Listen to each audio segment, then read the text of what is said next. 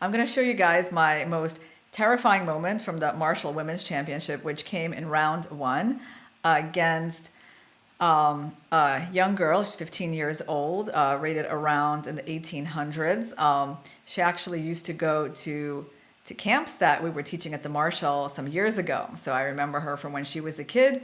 Now she's a lot more of a dangerous player. And we got this position out of some kind of a Grunfeld. I had sacrificed a pawn.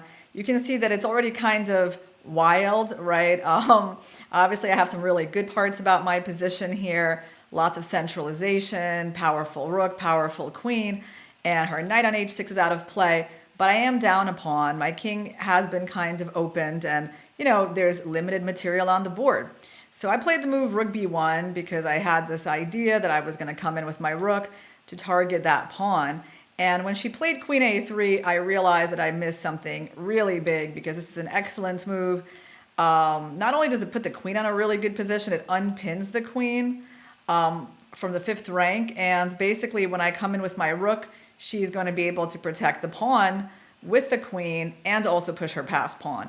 So I certainly was getting very nervous around this point, and I decided to just keep playing the principled moves. I mean, obviously I considered a lot of things here. She kept going with c4, it's her only move, and now I was debating like which rook to put to the seventh rank. I decided on this one. There is actually a little trap here. If my opponent goes rook d8, I have this cool rook takes e7 move because her rooks are basically overloaded here. If she takes my queen, I take her rook, then she has to give up the queen, and I can even take the h7 pawn in the end and be winning. So there was some traps here, but she actually could go with this rook to d8.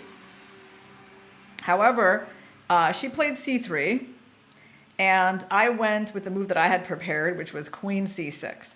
And at this point, of course it's super sharp. I mean, I'm letting that c pawn go, but I thought things were still under control. And then when she plays c2, I start to realize the problem. Of course, I had seen this move, right? But now I saw what I had missed. Of course, at this point, there's just no way out. I can't take the pawn because my knight would hang. So I got to take the rook. And I'm like sitting there and thinking, is she going to find it?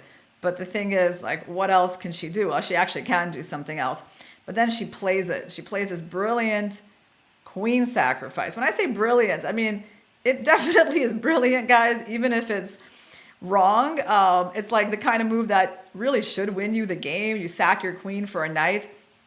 And I just sat here thinking for a while, looking at this position after queen takes, rook takes, and realizing that even though I'm up a queen for a knight, like I'm actually on the verge of losing because there's no way I can stop that pawn promotion.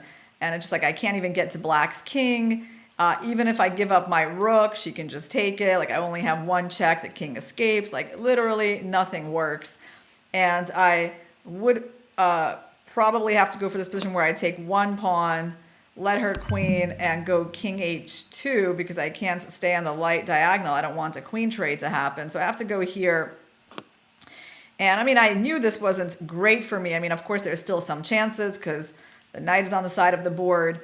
But, I'm sure if she kind of thinks calmly, she'll probably find some good moves like defending that pawn, also targeting f2. And, I'm probably going to lose this game.